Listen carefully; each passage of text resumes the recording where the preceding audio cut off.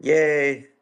Awesome, and awesome to see so many familiar faces, dear faces here in the audience. Excited about this FountainSide chat. It's the first one that we're doing. Um, how are you feeling, Robin? We're supposed to be next to a fountain. I'm not seeing it. Is it over there? The FountainSide. fountain. It's the fountain of youth, right? That we're Not seeing that. building. I'm definitely not seeing that. Not We're next building it. next to you. I see. It's over there where you are. Got it. Thank you for your help in seeding this. Okay. Yeah, you see Great. me, right? I'm quite youthful. Although I'm almost 70 years old. I see. Then you've been drinking from the fountain, have you? Yeah, yeah, yeah. Okay. Well, I guess I need to go check it back out again. It's changed since I last saw. Yeah, it's on our website, you see an image of actually there's two fountains. It's an infinity thing. Oh wow. It's an That infinity symbol, two circles together. okay. Well, I let's move toward absolutely. So I would love to hear a bit about you. What kind of things are you thinking about historically? Like, how did you get here to where you are? Those are very different questions. Which way would you like to go? Both, one at a time. Oh, which one first? Hold on. So actually, I saw that it's people can only see me, not you. I see my images inserted within yours, the way I'm seeing it. Cameras on, it says. Uh, yeah, I'm seeing my image inserted inside yours, but I don't know what they're seeing. Hmm. I don't know how to. My mic is on, my camera's on. I don't see any other options here for me to do. So maybe I don't. Yeah, I don't know how this works. I'll leave that to you. There's a. Oh, I see. I can.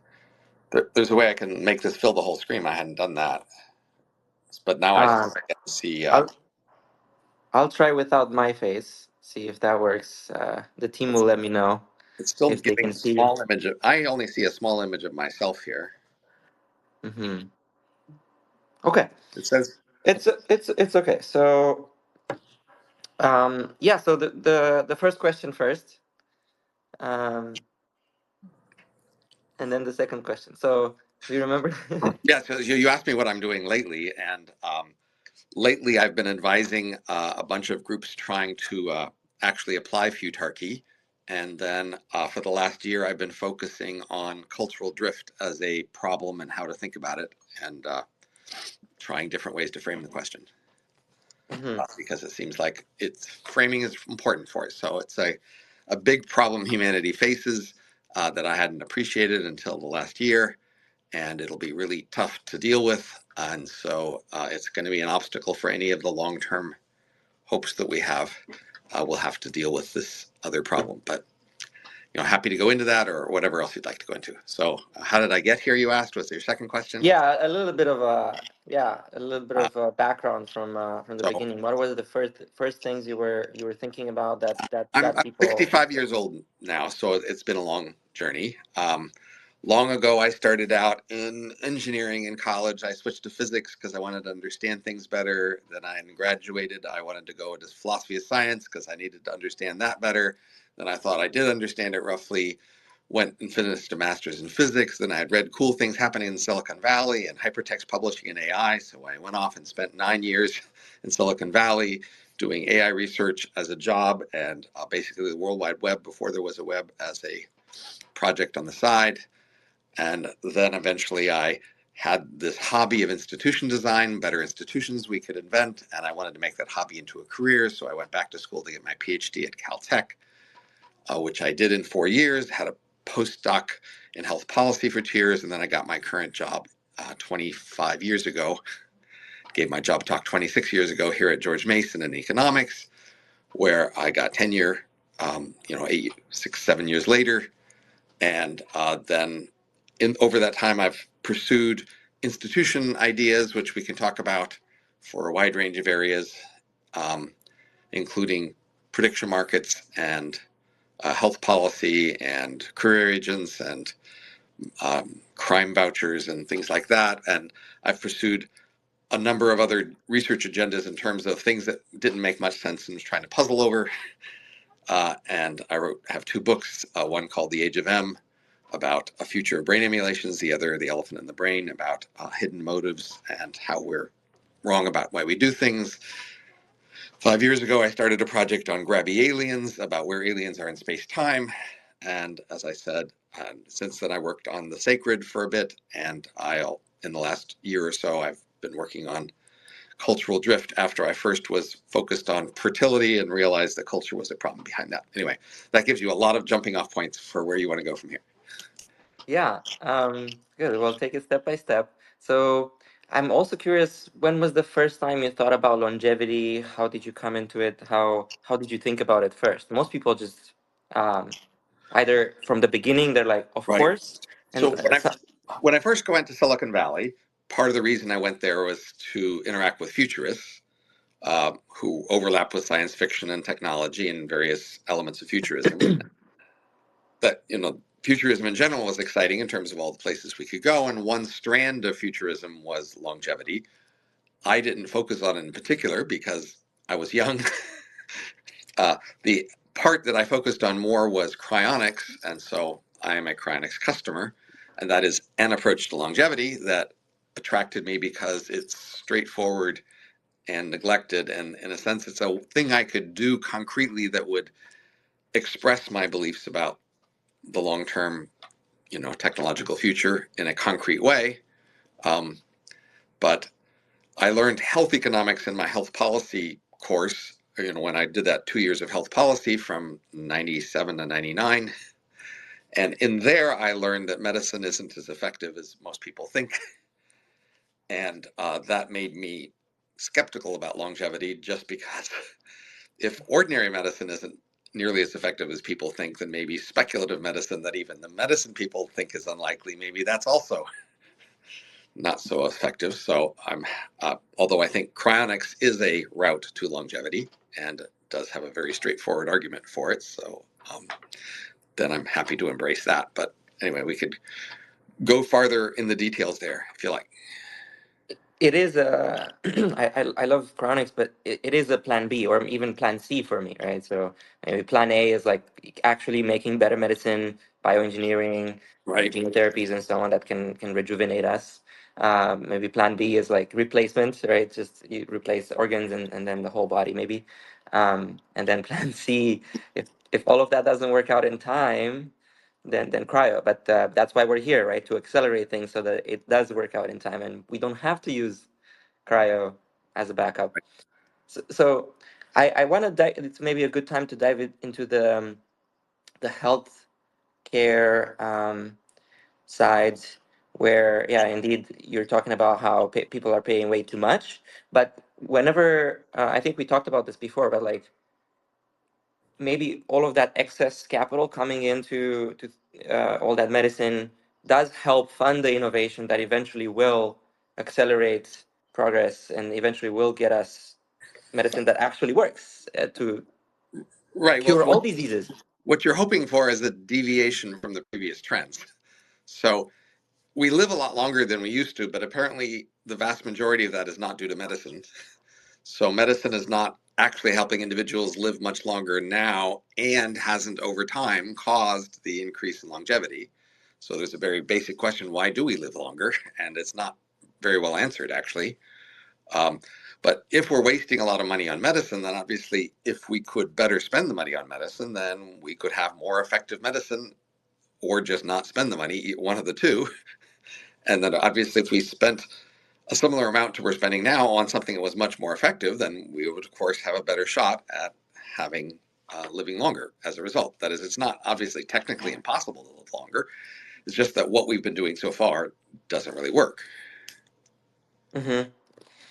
Um, yeah, definitely would prefer to not to spend money somewhere else, but rather to spend the money more wisely and get actual effective medicine.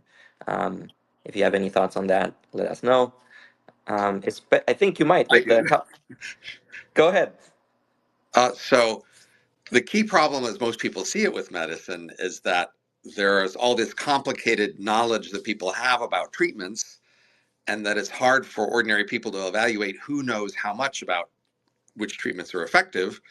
And so that we either just trust our doctors or we trust regulators to somehow regulate doctors through professional licensing or something. And the usual claim is that you just don't know anything relevant, so you should just have to trust these other people to tell you what works. And it turns out that you can't trust them because, in fact, what they've been telling you to do hasn't been working.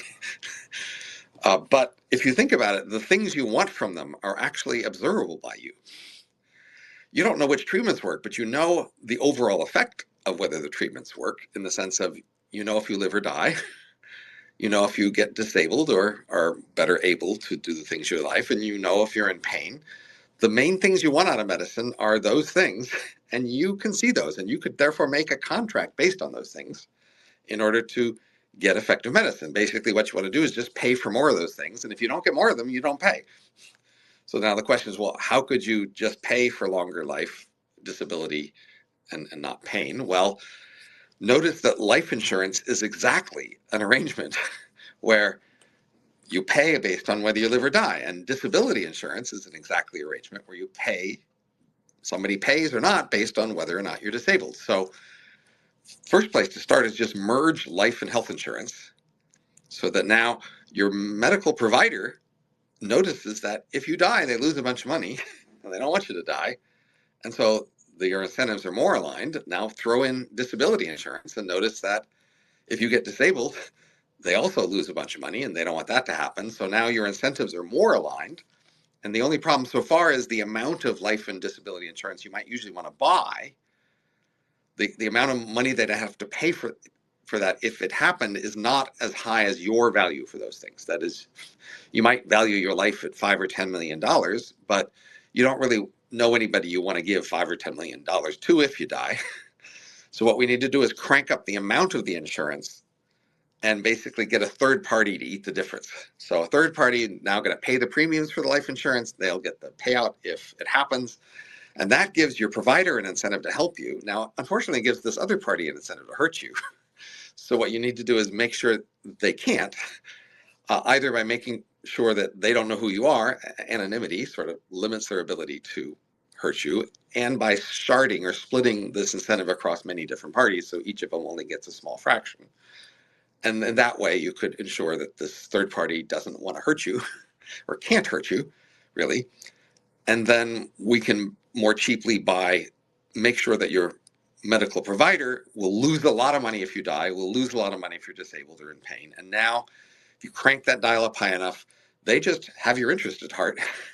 And you can trust them to do the right thing and even select them at auction. That is, you could say, okay, I want $10 million of life insurance and so much for disability insurance. Who's willing to provide that package for the lowest cost? Whoever that is in fact plausibly the lowest cost provider to you of your health care. And if that price for that is, say, much less than the amount you're spending on medicine right now, you can either just enjoy the savings, or you can crank up the amount. You say, no, I want, $20 million for my life. I really want you to find longevity stuff for me. Really, really do. I'm willing to pay a lot for that. And then if they can find that, they'll get a lot more money, and they will try harder to find that. So the point is, once you're paying for effectiveness, once you're paying for, sure, if you live another year, then they get paid another amount of money, but only if you live another year. Now they're going to actually look at what will work. See, unfortunately, today, most of medicine is just looking at giving you the medicine that seems like it's the medicine everybody gets. So if you ask somebody else, they'll say, yeah, that's the usual thing. And then they'll just give you the usual thing, or even the prestigious thing. This is the prestigious thing the prestigious people are getting at Johns Hopkins or whatever. And then you go, oh, well, I'm getting the best medicine because I'm getting what the prestigious people hand out. But you're not actually living longer. It's a problem. You're just getting the prestigious medicine. So you're paying a lot of money for this prestige. But if you could actually pay directly for the stuff that worked, well, then either we'll find stuff that works and then you'll actually get to live longer, or we won't find stuff that works and you won't have to pay extra because you're only paying for stuff that works. It's fascinating. I know most people think insurance is boring, and I did too, but I just realized more and more how it's like the original coordination mechanism, right? When you lived in a tribe, you would basically have insurance because if you Right, got disabled, they would take care of you. If you died, they would take care of your kids, and then it ended up with villages where they would put money together and so right. on. It was like the original DAO in a way. It was governed by its members and so on. We'll talk about decentralized autonomous organizations at some point maybe as well. But why do you think this doesn't happen? Like, if I get a life insurance policy on my life for like 100 million, obviously they have an incentive to try to convince me to go to the gym, to um, give me the best medicine. What's going on? Why don't they? Well, insurance is heavily regulated, both health insurance and life insurance. So um, then, of course, most people don't get $100 million worth of insurance. They get a much more modest amount. So since they're mostly not allowed to mess with your life, and they don't actually have a very strong incentive, then they don't do that much. But they do modest things when they can, just not enough. So, like often, if a firm will get group insurance for the entire company, then the firm might want to sort of have a health program for employees to make them all healthier and lower the overall firm's health insurance costs. But employees can be mad at the firm for pushing or trying to run their lives because people, are a little sensitive about how much firms get involved in their lives. So that's a tough trade-off. But I think mostly we have evolved this habit of treating medicine as a way to show that we care about each other, and we're not actually very attentive to its health effects. So you just even in general, most people when they're sick or something and the doctors say, well, we think you should do this, they don't ask for many questions. They don't research it. They don't try to, create a competition or incentives. They just want to throw it out of their head and not think about it. And then the people around them are mainly focused on showing they care about this person and just showing we're with you, we back you, we're going to do everything we can. And people are really focused on signaling their concern about people who are sick and showing support as opposed to being cost effective. Like if you're cost effective, a lot of the time you're going to say no, this is not worth it. But that sounds like you don't care. And so people are so afraid of sounding like they don't care about you that they are willing to just support whatever the usual medical advice is because we're going to do everything possible. Yeah. Regulations. Life insurance is regulated separately from health insurance, right? They cannot Right. be combined into one agent, like aligning the incentives as they should be. So that's one annoying part. So then, how do we exit that? What do you, how did you get into, or first heard of, and did you first think of this idea of creating a new city, charter cities, free cities, network states, seasteading? Well, so I'm here at George Mason University, have been for 25 years, and Mason is famously more libertarian than most economics departments. So not only had I heard many libertarian things before I came here, but coming here certainly embedded me in a world where this is a very common topic of conversation. And so obviously, charter cities or basically for profit cities are an obvious alternative that libertarians find intriguing and promising. And so I just heard about when I first heard people were actually trying to do them. But it's been very hard to actually do them. It's taken a long time, and I guess Prospera has been the most successful so far in terms of the scale of its operations. But you know, I'm happy to support any of them going farther. But there is this problem of commitment that is, at the moment, Prospera has lawsuits, with the Honduran government because it's hard to get a government to commit over a long time to allowing these things. And you do need long-term investments for these. That is, you need Yeah. a belief that you'll have a space to do things for a long time and won't be expropriated later on so that you'll be willing to make these investments. Yeah. So we're no longer working with Prospera. We're looking for a new location. We have a $2 million finder's fee. So if you know anyone, it's a recursive bounty too. And the other thing is, unfortunately, also Honduras indeed just completely went back on their deal. So the Supreme Court declared all these zones in Honduras. There were three of them. All of them are unconstitutional. Because my thinking was I would work maybe with another zone in Honduras, but yeah, no longer interested in that But, country. like, I mean, We should just note that a for-profit city is a completely reasonable thing to have expected Western civilization to have been doing for many centuries. That is, we have for-profit organizations all through our society. We're called a capitalist society, so for-profit organizations is not at all a strange thing in our world, and cities have been around for a long time. So the idea of a for-profit city should just have been an obvious thing people have been trying for a long time. So the fact that you have to work so hard to get sort of maybe a for-profit city to start up now, centuries after we've had capitalism and 8 billion people in the world, that's actually a bit of a puzzle. Why haven't we been doing this for a long time? I mean, it's not because we tried them and they failed. It's because people were not really willing to try them, and that's a surprising fact. Well, yeah, just take people's like see people's reaction when you say that. They're like, "No, I wouldn't want to live there." Oh, it would have a CEO. Right? But Uh, people are okay with for-profit, amusement parks, for-profit cruise ships, for-profit, housing developments, for-profit shopping centers, for-profit, think all of think these other things. I think where it breaks is when people think about, oh, police and fire, and what if they only defend or only save from a fire people's the people that pay, or like, but they don't understand that it doesn't mean one doesn't mean the other. There are many places with I mean, again, many large corporations have a large physical plant somewhere, and then they have their own police and their own fire department in that large physical facility. I mean, any company with a huge factory or huge, vineyards or huge plantation or huge mines, any capitalist company with a large physical presence somewhere typically has its own police and fire department as part of the physical presence. Yeah, there are various movies, video games, and so on where things go wrong with private. So, like, I think Resident Evil, where they had a city built for actual Right, biotech innovation, and they made this virus that would make everyone into a zombie. right, And when the kids went to the police, it was like, well, the police is owned by the company, and of course they don't want you to be a whistleblower, and they want to right. silence you. So there can be corruption, but that doesn't mean you cannot create incentives such that there is a layer of Existing police and fire and authorities have had a lot of corruption as well. Mere yeah. existence of corruption doesn't mean something could, in some cases doesn't mean a thing isn't overall a good idea. But anyway, that's so I have all these other ideas for institutions, but a general observation is just a lot of the interesting institution ideas are not being tried. And basically, a lot of people, when you describe them, they go, ew.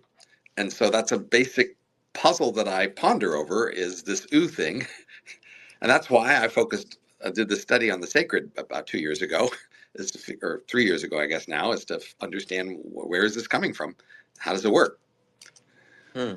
Yeah, I'm all for, let's try out multiple things. Let's have sandboxes where we try these, and it's opt-in. Like, why would you not allow these to happen, right?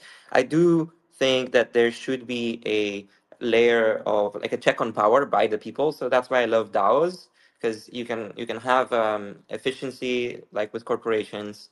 You can have a sort of endowment like a university would, right? Universities are nonprofit, but they grow their endowment, and that was our kind of in between university endowment thing and a for-profit company.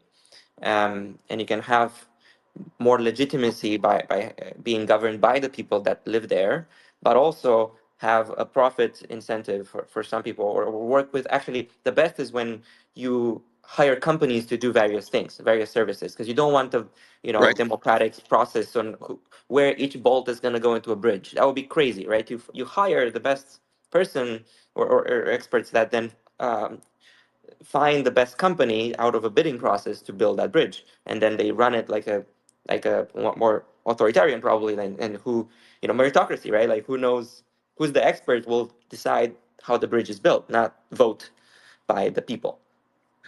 So, I mean, you and I agree, but I think a lot of people don't quite get that a big problem in our modern world is we have bad governance. So, enormously bad governance means enormous waste all through the world. And that's primarily because our main forms of governments are either autocrats or democracies or some combination of the two, and both of those don't really work very well. And just having a for-profit organization governing is a lot better than either of those two. But the world is pretty wary of for-profit government outside of its usual business context. So a big challenge for the world is how can we find either ways to reassure people about for-profit governance or variations that are as powerful as for-profit governments. And I have a dog in this fight because I've invented what I call futarchy as a form of governance. And the reason why you might believe in futarchy more than just a for-profit governance is because the way it's set up is you have to choose this outcome, and you can be reassured that it will do the best it can to achieve that outcome.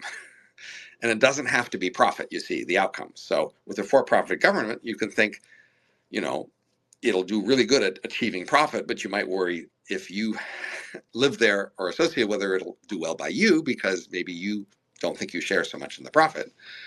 And so with futarchy, it's basically a betting market form of government where the slogan is vote values but bet beliefs. And so if you choose the values by voting somehow and choose the outcome measure, then you have a very good reason to believe that a speculative market will actually achieve that value. And then you can say what it is. Now, of course, if you choose the wrong value, you'll get what you said you wanted, and maybe you won't be so happy because you didn't say what you wanted. But the more you will say what it is you want, then you will, in fact, get that. And so that's a form of government that may be more appealing to people worried about simple for-profit governance. Although, actually, I think for-profit governance is typically just better for most people in most situations, even though they're afraid of it.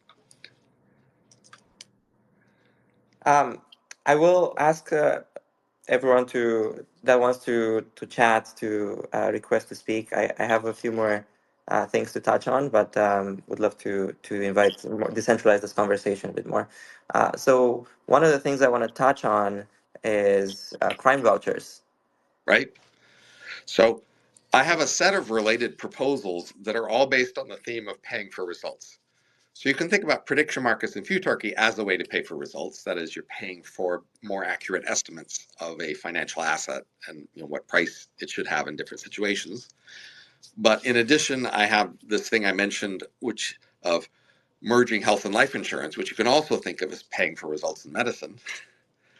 I have another proposal for paying for results for career advice that we can discuss. But then in crime, I'd say two very attractive reforms in criminal law, one of which is just having bounty hunters. That is, for any crime, you set a bounty, which can vary on many parameters, but basically whoever shows up in court and convinces the court that somebody's guilty gets paid a set bounty. And that's very good for incentivizing the pursuit and prosecution of crime. And then for the punishment of crime, at the moment, we have the worst possible case, really. If you look at cost effectiveness of punishment, the effectiveness is how much they suffer, and the cost is how much we don't suffer, how much we suffer. And so the most effective punishment is a fine where they suffer and then we get paid, so we gain from their suffering. But in fact, our usual form of criminal punishment is nice jail, which has the largest amount of how much we have to pay so that they can suffer. And that's inefficient. So a way to produce more efficient punishment is to privatize the punishment choice. And so my proposal for doing this is that we do like we do on the road. So on the road, you're not allowed to drive unless you get automobile liability insurance that would pay if you have an accident. So if somebody sues you, there's money to pay, and then that's basically a fine. So we could have fines for all crime if only we would require everybody to get a insurer, a voucher, I call it, for all of their criminal liabilities. So basically you get somebody who will stand up and say, if this person commits a crime and if there's a fine owed, I will pay the fine. And now this is an efficient fine punishment, but it's not really efficient, discouraging of crime unless they get you to be afraid of the consequences. But now the point is you and your voucher will have a contract that will specify what happens to you if you're found guilty of various things. And now the two of you can figure out what kind of punishments will most discourage you at the lowest cost. So you will have available to you, prison if you want, or fines if you want, or exile, or even corporal punishment if we're going to allow that. But the point is, you and your voucher just figure that out together, and the rest of us don't have to decide. Because once you have a voucher who's willing to pay the fine, the rest of us will get the fine, and the two of you can figure out that remainder. And we will give the two of you lots of other contractual powers to manage your situation. That is, what you're trying to do between the two of you is lower the chance that you will be found guilty of something. And you can not only pick a punishment to do that, you can pick monitoring. Can they, have a camera in your home? Do they have an app on your phone? Are you limited in where you can go in terms of freedom of movement? And then you can even have co-liability. You and a group of friends could all decide that if any one of you is found guilty, all of you would be punished, and you'll be watching out for each other. You hang out a lot together. You live near each other. And that can, again, reassure a voucher that you are a low risk, so that they give you a low premium, and now the world has a lower rate of crime. So that's for privatizing the punishment of crime. That is, we don't want to decide anymore what cruel and unusual punishment, which punishment should go with its crimes, who can afford to pay what. Out of our hands now. You pick a voucher. You have a choice of thousands of options. The only qualification for a voucher is they have the money to pay. Otherwise, you can pick anybody you want as long as they have the money to pay. And then you and they work out a deal where you're going to assure them somehow that you're a low risk, so they shouldn't charge you a very high premium. And then once that just privatizes the whole thing, we close down, government jails and prisons. Whole thing. If there's prisons, it's because some private organization decides to make them. You've agreed to it by contract. It'll You happen. opted in. Yeah. You decided what's good, what's a nice jail, what's not, what sort of facilities they should have. That's all between you and them. Yeah, I love it. I mean, it's such a no-brainer, right? We have this for we have vouchers for private communities, right? Where if you want to join, someone needs to vouch for you, or three people need to vouch for you, Absolutely. and so on, Vouching right? is an So ancient practice, right?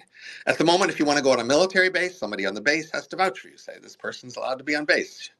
If you want to hire a contractor, they often post a bond of some sort, right? So to convince you if something goes wrong with hiring the contractor, they'll use bond to pay, right? So it's in the ancient world, if a stranger came to town, most people would say, I need to stay away from the stranger because if they were to hurt me and run out of town, I wouldn't have much recourse, right? So they looks like I could get away with hurting me. I need to stay away from the strangers. So if a stranger wants to interact with people in town, they need to overcome this. And the usual way is get somebody in town to vouch for them. Somebody in town who's going to stay there. And they say, look, if this person hurts you, it's on me. I will cover it. And now you can interact safely with the person from out of town. That's I just love an it. ancient practice. Maybe worth last thing to touch on uh, exile. Exile could certainly be one of the options here in the list, as long as, of course, the government can, support the exile. But exile was a very common ancient form of punishment. For example, and in fact, for example, when they killed Socrates, they really intended to exile him. They basically said, "Look, you can sneak out here. Go ahead and sneak." And he said, "No, I won't sneak. I'm going to stay here and take my punishment." So, but often official punishments were really an excuse for exile because they wouldn't work very hard to prevent you from running away. Mm. And that worked out on both sides, right? They don't actually have to do all the mean things of hurting you, and you're enforcing the exile yourself because you know that if you come back, they've got this punishment ready to put on you. So, uh, and it's surprising that we don't use exile more than we used to. Now, you might think, well, what if nobody will take you? And then look, you can always have some other option that's worse than exile that'll encourage you to find somebody out there. But like in the United States, surely, most people who might be exiled from the United States, there's probably somebody who would take them. Yeah. But No, I'm not, I'm you just thinking have more to work about out.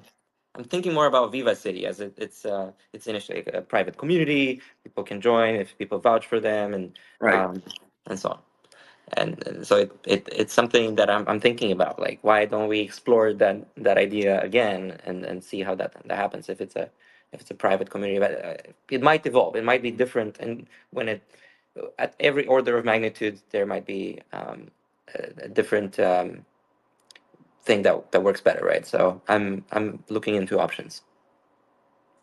Makes sense. All right, I see some people requested here to speak. So if anyone wants to touch on any of the topics or ask Robin anything.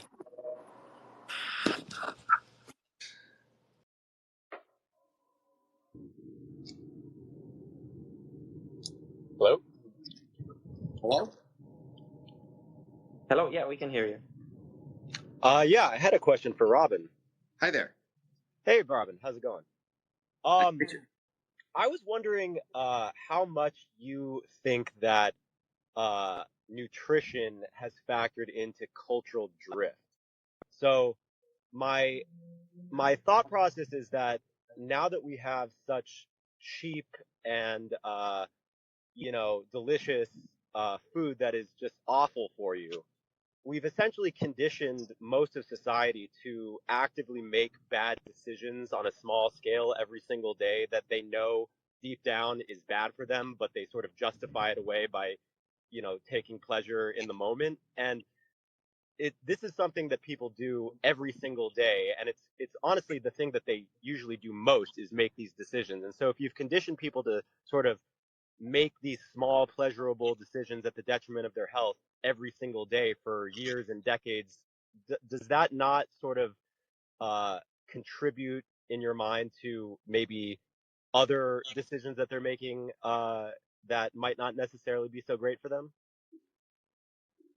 So, a common complaint and observation about most ancient rise and falls of civilization was that during the fall there was decadence, and decadence would include a lot of different things, including, sexual promiscuity, laziness, lack of military virtues, things like that, right?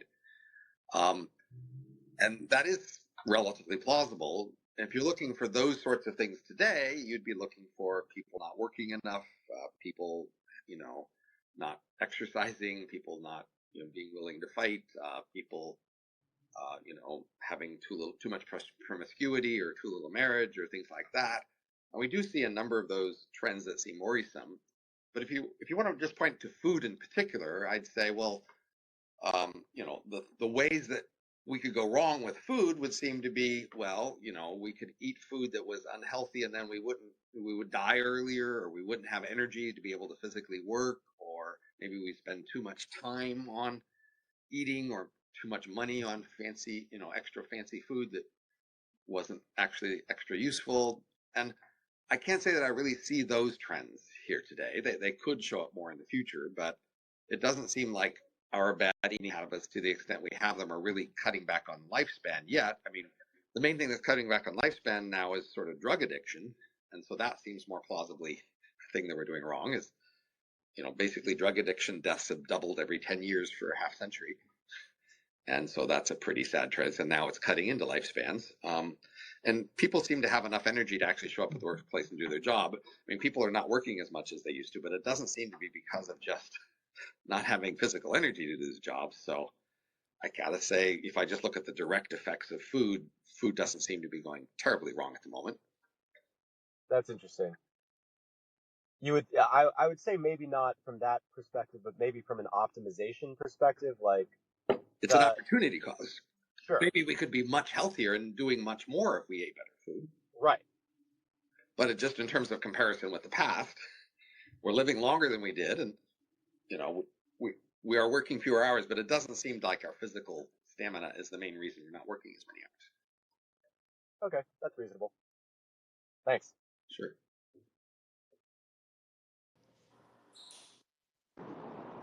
Yeah, I would love. I work for a nonprofit that promotes storytelling, and so I am very not money motivated. Okay. And I wonder a little bit, like, with if you have links to where you've had conversations with people who aren't money motivated, where you have like a back and forth, because I feel like you didn't do a lot in this conversation, Sure. sort of arguing with the good points, and I would like to read more about that. We could talk about that right now, though. I love your book. Let's talk about money motives right now. So, look, obviously, money is only a limited motive for most people in our world today. If you really want people to work really hard at something, for most people, money just doesn't do it, right? That's pretty obvious. But If you look at our ability to put together large ventures with lots of capital required and people involved and coordinating together to do things, our largest, most successful ventures for a long time have been primarily structured about money. Most of the people working in those organizations don't have to be primarily motivated by money, but in fact, nonprofit organizations just have not been able to do nearly as many things as for-profit organizations over the last centuries.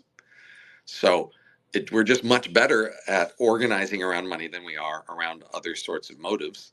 And maybe in the future when we can organize better around other motives, then we will just use money less. But clear, as an economist, I got to say, like, money's been working really well. But part of what money does is a for-profit organization looks for ways to attract people to participate and find ways to give them something other than money, and looking for finding ways to take money and to translate into something else that people like, and like respect, fame, comfort, whatever else people want. For-profit organizations do work really hard to find ways to motivate people with whatever they can manage to affect.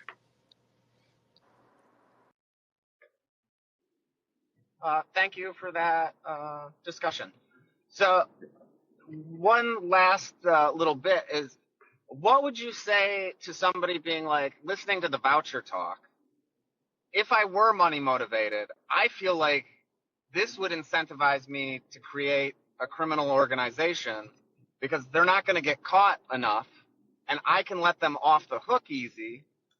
And so how do you disincentivize people, vouchers getting together, organizing to create crime syndicates?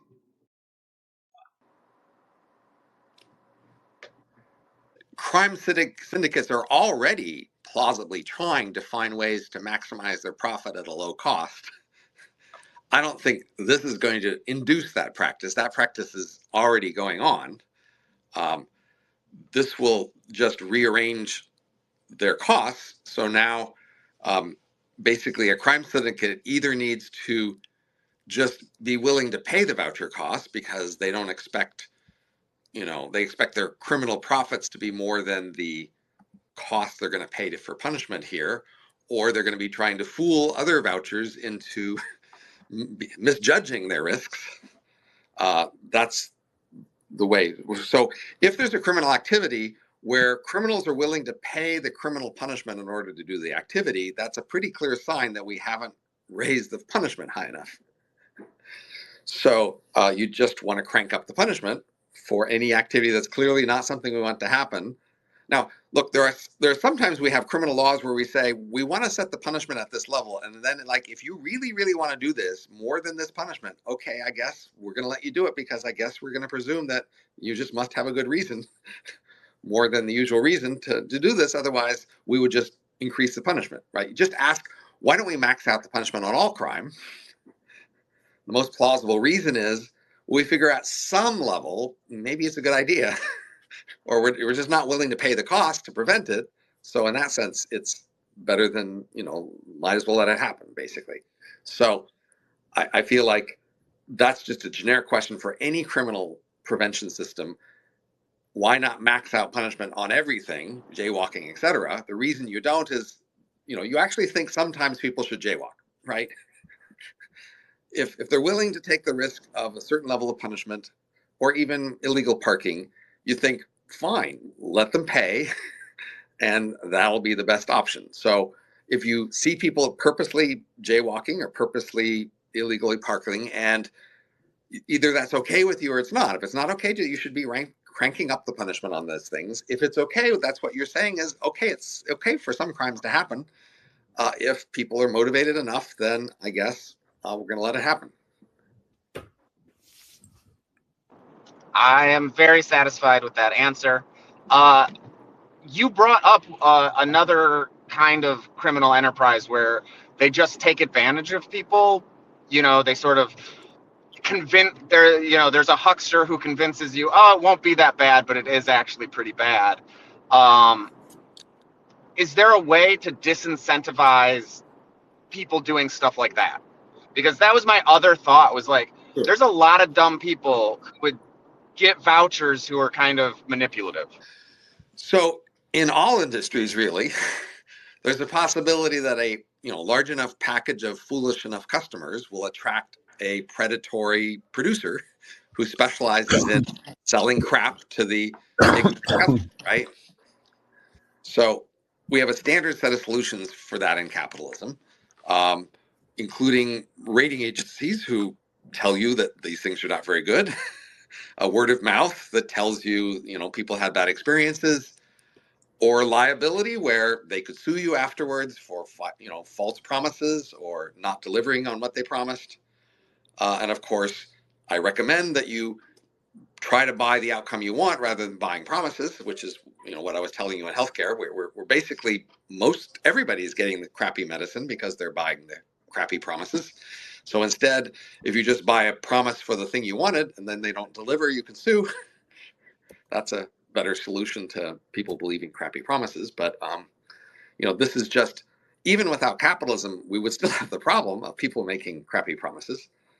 Even in socialism, the government can be making crappy promises. The worker-led businesses could be making crappy promises. Just false, crappy promises are an endemic problem in the world, and our main solution is to collect a set of tools that help you deal with that and train people in getting in the habit of using them. We don't have much time left. I would love to. We have a lot of people that are trying to ask questions. Maybe I see Aubrey and Rondo, Mitch, Dan. Aubrey, I see you're unmuted. Can you hear me? Yes. I'm having a bit of Hi, technical Aubrey. issue. I recognize Robin. that voice. Hey, Robin. And thank you for doing this, Robin. I think, thank you, Lawrence, for setting it up. I think it's a great new forum. And Robin, you said obviously some very intelligent things and very provocative and insightful things. I'm interested in incentives too. And, when I think about money, I don't really think of it as the fulcrum of everything. I think more of it as a means to an end. And so I kind of pull back a little bit and say, okay, what are people's real incentives? And that is what has led me to my current view on how we might most effectively mobilize the world to do something about aging as fast as possible. So I'd like to run it by you just in very brief terms and see what you have to say. I'm quite intrigued. Tell us what you got. All right. So I'm going to do it in in reverse causal order, so to speak, because I think that's the easiest way to do it.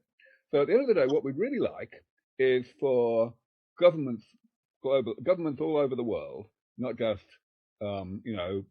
special economic zones, to be focused really strongly on doing something about aging. We'd like a COVID scale war on aging, same as, or even bigger than COVID. And we know that can happen because it happened with COVID. So the question is, how do we make that happen? And so the first question is, what are the incentives for government? And I think that's the easiest question. The incentives that all governments have, at least all in democracies, is to get re-elected. So they do what they think the public wants them to do. That's the first step. So the second step is, what is the incentive for the public to do differently than what it's doing now? What it's doing now is basically nothing. There's almost universal apathy about aging. And the way I see it is, the main incentive for the public is peer pressure.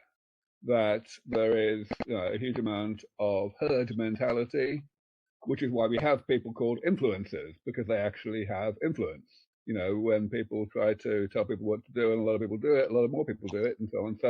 So that's the incentive at the level of the public, in my mind, that essentially they listen to influencers. They will, broadly speaking, do and think what influencers tell them to do and think.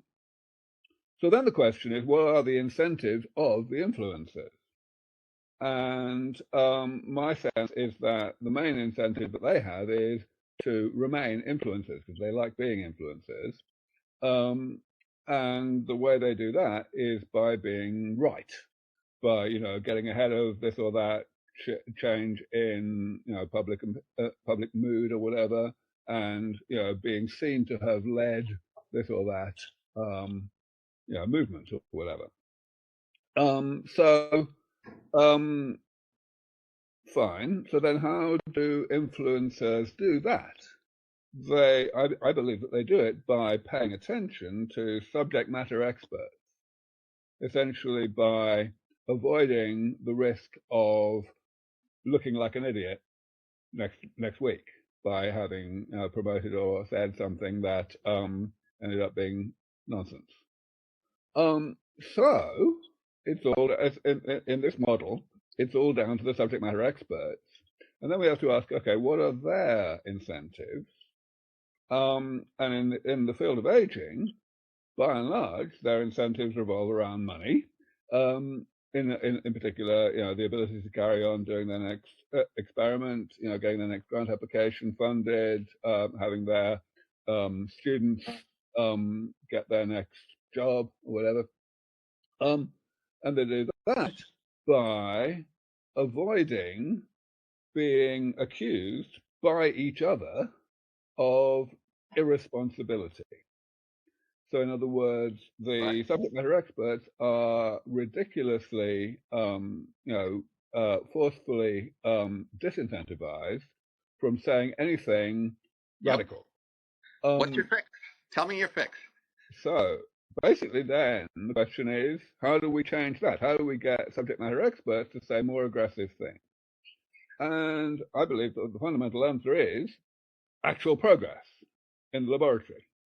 That once they can point to data saying this justifies my saying more aggressive things than I was saying yesterday, then they are going to get away with it. It's not risky to their next grant application. So that's my model, my chain of events, that we need progress in the laboratory that will lead to more aggressive statements by subject matter experts, which will lead to more aggressive statements by influencers, which will lead to more aggressive desire on the part of the general public, which will lead to a COVID scale war on aging. So, all right. Shall I react? Yeah, pick that apart. Okay. So we've been living in a world for at least a century where, in fact, medical research does produce data, and then that there has been a lot of data in medical research over the last century, right? It's not a dataless thing. And people purportedly find data showing that some treatments are better than others. And then the medical industry adopts those or doesn't as a response to that data. And that's the world we've been living in for a long time. And unfortunately, it just hasn't created very strong incentives for people to find better treatments. They basically have an incentive to find treatments that other people will say are new, but their actual evaluation of it has been poor. As you probably know, right. The medical literature is full of supposedly data-filled studies, even randomized experiments that give the impression that pretty much everything works great. And then the net effect of all this medicine doesn't seem to work on the margin. So there's just really this huge disconnect. Well, so that's basically my point, that the experts know what you just said. Right. And that's precisely why all of the things that they say are contradictory. On the one hand, they'll say, yes, we've made this progress, we've made that progress, and they will hype up the progress, the things that they have done, but they will never actually make any real changes to what they say at the level of major optimism. So, I mean, my measure of this is the statement of predicted time frame. This is the thing that I have that I think the experts need to do. They need to actually say, I believe that we have a 50% chance of reaching longevity escape velocity in 15 years, or I believe we have a 50% chance of getting 20. If we had a betting market on that, then you could get honest estimates, but they don't have much of an incentive to create such a betting market. Right. Exactly. So I'm saying that there are, if we could get experimental results, even in the laboratory, not even in the clinic, that did make that difference to what experts were willing to say publicly. But then, again, we've had a century of experiment data results that's ambiguous. What you mean is really clear results, yes. really clear definitive results. And obviously that's just much harder to produce because mostly we haven't produced clear definitive results. So that was not my question for you. My question for you is, supposing, hypothetically, we did get those definitive results, then do you agree with the cascade that I mentioned? Do you agree with me that all of the other constituencies, the influencers and the public and the government, are already primed to play their part in the cascade? Well, I mean, I'm sure you could give many examples better than I. There have been a lot of times in the recent decades when data was clear, but people didn't like the result. And so the word didn't get out. I guess, for example, just the marginal effect of medicine literature. In fact, that's been pretty clear for decades, and that result hasn't got out to the public. And so that we have many examples of stuff that wasn't clear. But I'll pitch the thing I started about earliest in this discussion. If you could actually have your healthcare provider have a strong financial incentive to actually increase individual clients' lifespans, where they get paid per year of additional lifespan, then they will just have this huge profit incentive to go find these results, and if they are believable, to implement them to make lots of money from their clients. And then we don't need to be going through public pressure and influencers and all that. Just pure power of capitalism. If you actually had providers who would actually make a lot of money by giving somebody an extra year of life, then they would pay a lot for whatever these things were. And in fact, they don't even need to be clear results. They would actually go out and look for, searching for, to try to find and make clear results. They would be willing to pay a lot. Yeah. A standard estimate is that a year of life is worth roughly 3 times income. So that means one more year of life of a person who makes $100,000 a year is another $300,000. That's how much they'd be willing to pay to extend a person's life by a year, which is a lot of money. Thanks, Robin. Sure. Thanks, Aubrey and Robin. So we have, we're pretty much out of time, but maybe a few quick questions if they're burning from Mitch. I'm happy to continue. So others. Colby, JP. Robin, just wanted to know when Manifest in Lighthaven is going to be this year. I'm not involved in that, and I have no idea, but I hope it happens. Sweet. Well, I can invite you, by the way. So one of the things that are happening at Lighthaven is Vitalist Bay. It's a 2-month longevity campus, a pop-up city, 8 weeks, 8 conferences. I believe, Robin is going to be a speaker there as well in person, right? So, and there's like 100 plus amazing top speakers, top experts in longevity and ESA, network states, economics, everything. Awesome. So vitalistbay.com. And you can go on Viva.city and see a bunch of upcoming relevant things, gatherings in person. Cool. So maybe Colby, JP, if you have any. Okay, I got one. Robin, assuming you think we'll end aging, do you think AI will be fundamental in the way that we end aging, such that it would take many years longer if we hadn't had the use of some AI? I mean, there's 2 questions. One is, when will AI matter a lot in the economy and society? And the other is AI especially useful for longevity or not? So I don't have any reason to think AI is especially useful compared to other things for longevity, but I do think that as AI becomes productive and a substantial part of our world's productivity, then part of that will be directed toward longevity, and we'll be improving everything, including longevity, at roughly the same proportion, would be my guess. So it'll be more of a knock-on effect, not necessarily some incredible series of drug and treatment discoveries by some AI model. If I had a reason to believe that AI was especially good at longevity drugs, then I might guess an extra effect there, but I don't have a particular reason to think AI is especially good there. So this touches on something really, really interesting and important. So um, we've been losing people that leave the longevity biotech field into AI, thinking that AI is going to solve everything. We're going to have AGI. So, of course, if an asteroid would come to Earth, I would not work on aging. I would work on diverting that asteroid. And I am also thinking the same way about other existential risks, including AI safety. How are you thinking about AI safety, your P of doom, and also does it still make sense to work on aging and longevity?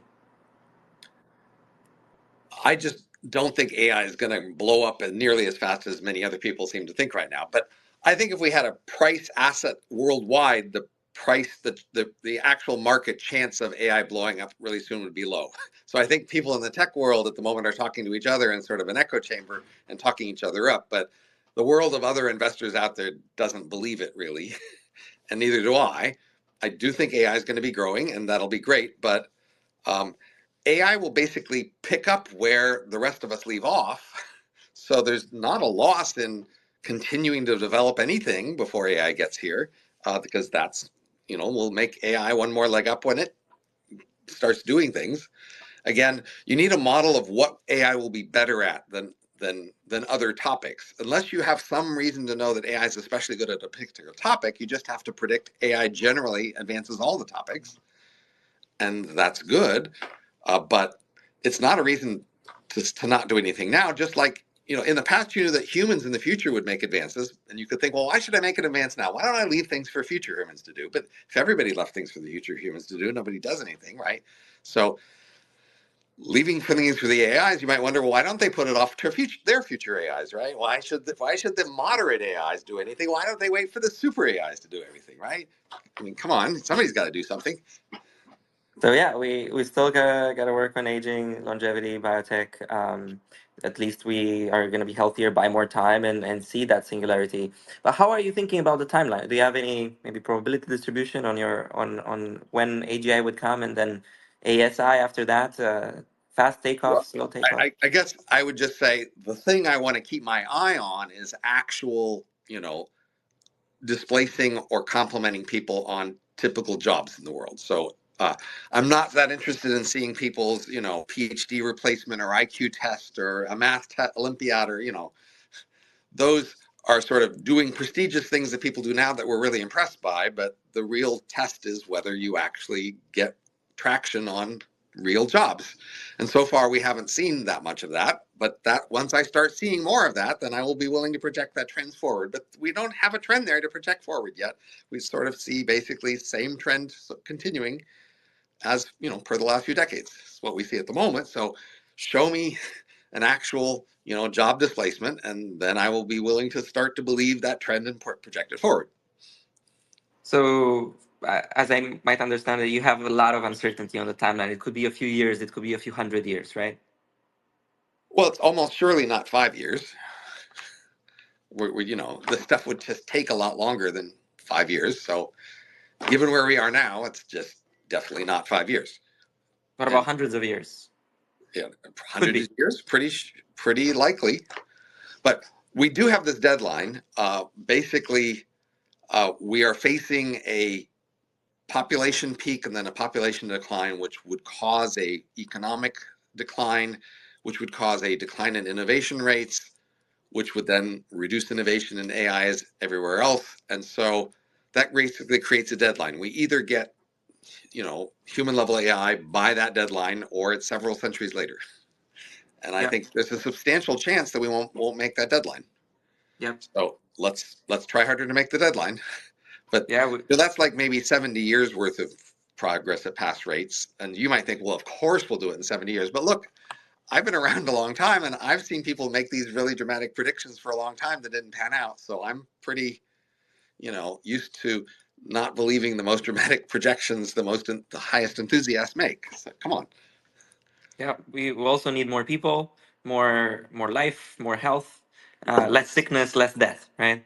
And then more innovation out of that. All right. And on the AI safety side, how are you thinking about aligning AI?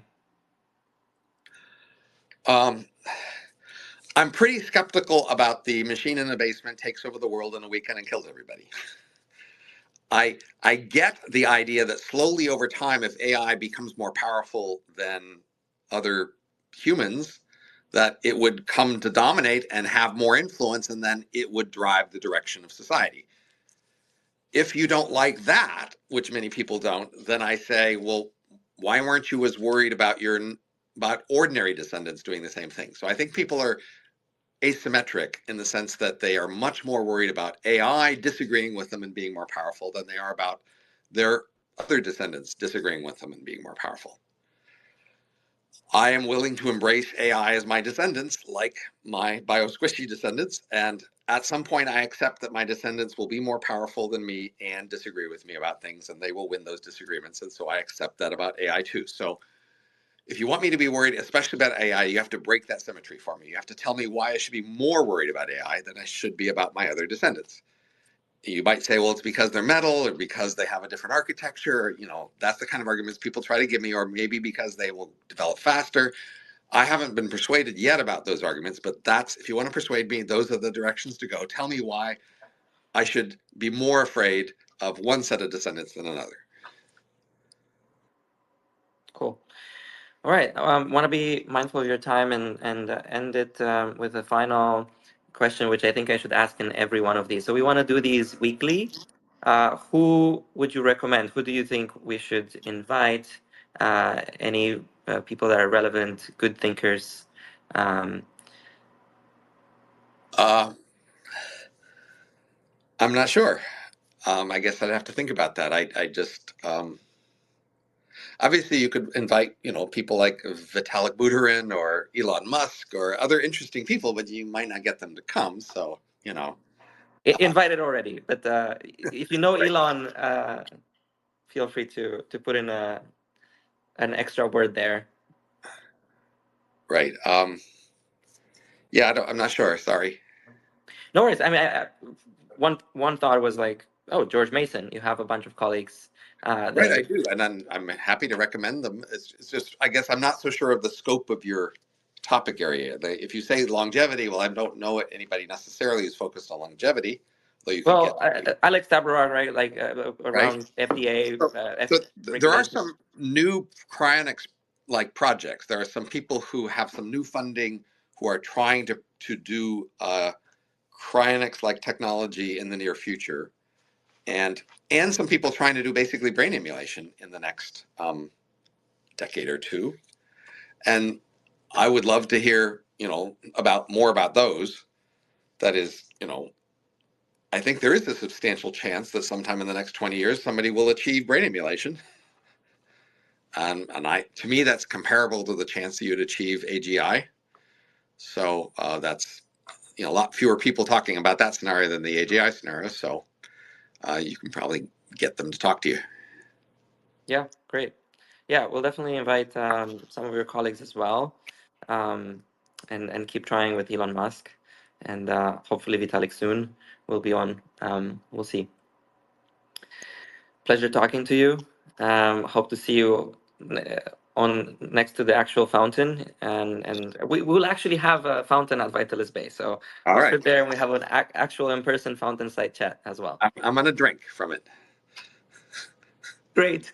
All Great. right. Thank you.